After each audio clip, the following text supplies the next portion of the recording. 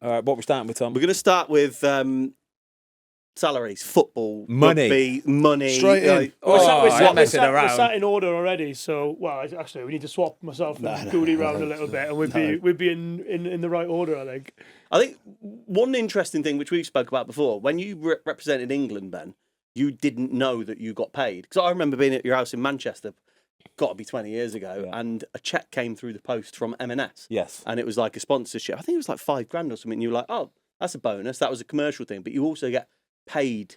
Yeah, so we used to FA. get... So it'd be really interesting to find out, actually, if you actually get paid for England and the Lions as well. Would you get paid for going away with the Lions, right? So when I first found out that you get paid for England, we all got a match fee, but the match fee, we waived it. So we all waived it and gave that to charity, all right? But then what we did get paid was a portion of the charity pool, okay? So all the sponsors, your McDonald's, Marks and Spencer's, all the big boys, all go into one big pot, and then it gets paid out pro rata per sort of team you've been called up to, how many appearances, all that kind of stuff, and you get paid. And as the years have gone by, they've actually got quite lumpy payments as well. So I remember my biggest payment when I was in all of the squads for probably 3 or 4 years in a row was, I think, for a 6 monthly payment, it was about 40 grand. That's not bad. And I'm thinking, this is all right, this. So what's it like in the rugby world? Let me just start on this, and then the lads who have made the big bucks can talk about it.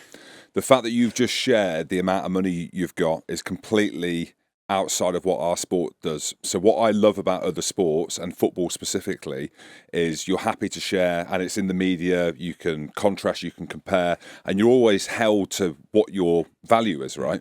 So when you move different clubs, millions of pounds, whatever it was, transfer fees, what your salary was, what your weekly salary was.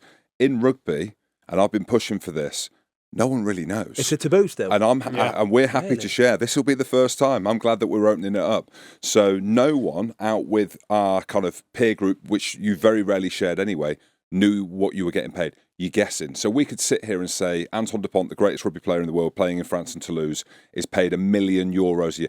We don't know that for sure. We're guessing. Owen Farrell is on 750. George Ford is on 700 or whatever it is. So this subject here, to straight out the blocks, has always been an uncomfortable conversation. Why? Because the club rugby, I guess, is a little bit more cloak and dagger, but international level, that's there for everyone to see. Am I right? No, internationally, everyone knows what they get because it's all the same, isn't it? For if you're in the England squad, Wales different, Scotland different, and Ireland different, and they do it in different ways. But if you're in the England squad, you know what you're getting, and it's changed over the years. I mean, when I was playing for England, we were on 10 grand a game, and so effectively for football, it's very different. Your club contract is the be all and end all, right? Yeah. And then playing for your country, you're not bothered about the payments. Is it fair to say then that playing for your country is financially massively the pinnacle, massively like the pinnacle, like you say? If you're an England player, Certain countries, yeah. If you're an England player, 100%, and that's where it's all driven to earn as much as you can by playing international rugby. So players are playing injured and playing with bangs and stuff where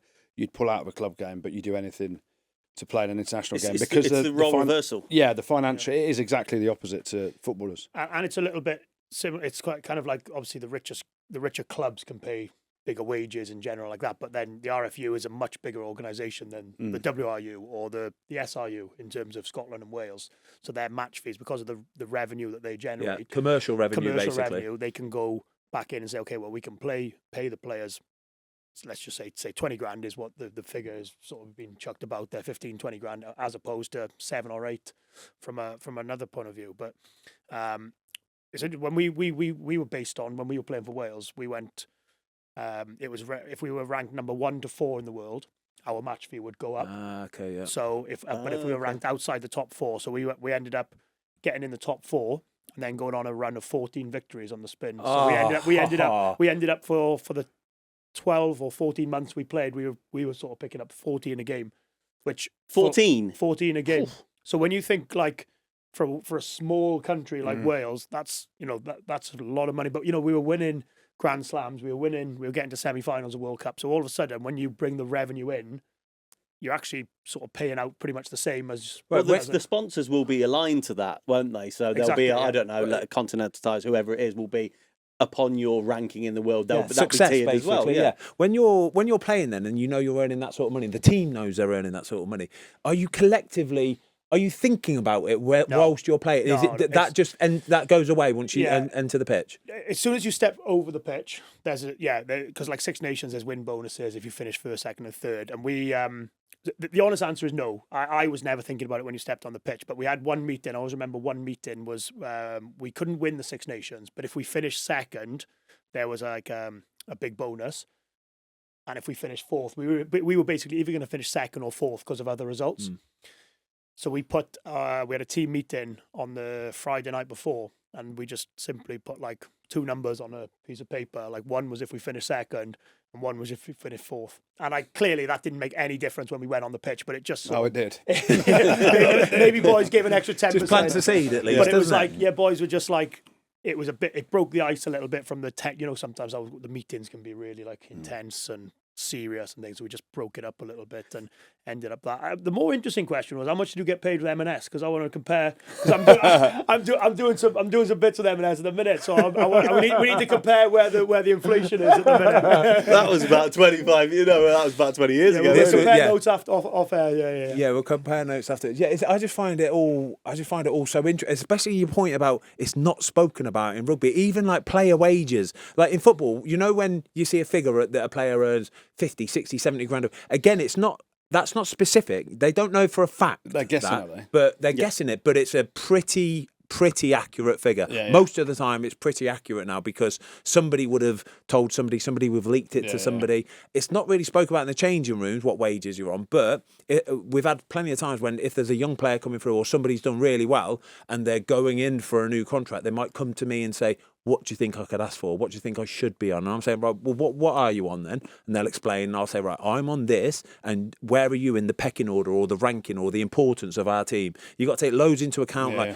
what you could potentially go on to be and all these little things, but then you'll give them a ballpark figure of what they need to aim for. Yeah, that's really cool to hear. And I say, but sport is underpinned by money effectively. Yes, we're lucky enough to have played at the highest level and made a living out of it, but ultimately you want to be rewarded accordingly, and we'll maybe get into it. Like the international game in rugby has never been bigger. The club game went through a load of issues, or has been going through a load of issues. We lost 3 teams in the English Premiership in Wasps, Coventry way for a little bit. They're in Cov, London Irish and Worcester as well, but a lot of that was around enhanced player salaries, poor commercial deals, low TV deals.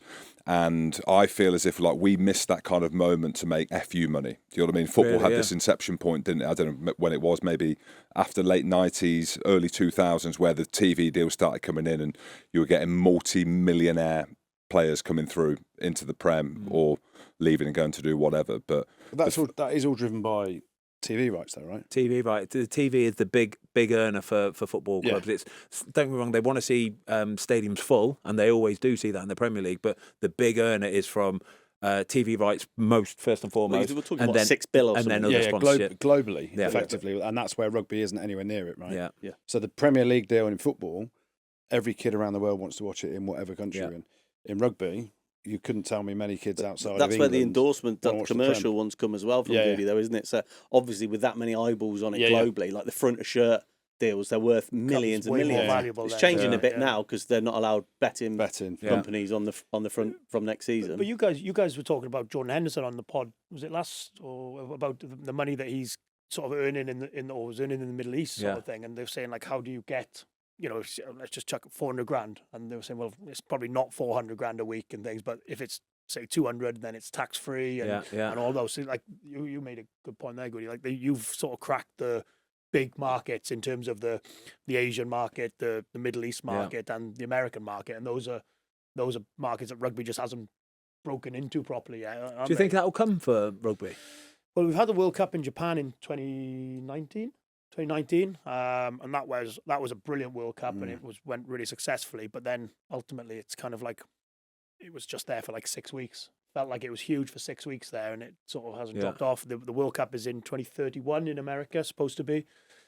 Whether that has a big effect, it's hard to tell. But the problem is, you guys from a footballing point of view have cracked those big markets, and you guys go on. Another thing which you guys do is from footballers that you go to Korea, you go to LA, you go to sort of Tokyo on tour and things like that, and all of a sudden just It's generating. the global game, though, isn't it? Like you think the like Heung-min Son in South Korea is David Beckham. He's the god, yeah. And like that's why he's not why he's a very good footballer, but there's a method behind him signing for LA. There's a huge commercial appeal for these clubs trying to sign him.